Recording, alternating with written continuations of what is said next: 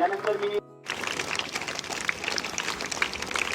विद्यार्थी आहात सगळेजण आणि खूप छान. पण टीव्ही बघणं जवळपास थोडं कमीच केलंय, मोबाईलचा वापर जास्त वाढलेला आहे. काही घडत असेल आपल्या बरोबर तर ती पहिली गोष्ट म्हणजे आपल्या आईला सांग. मुलं जरा असतातच आगाऊ, त्यामुळे त्यांना काय लगेचच मुलांना घाबरतातच मुली.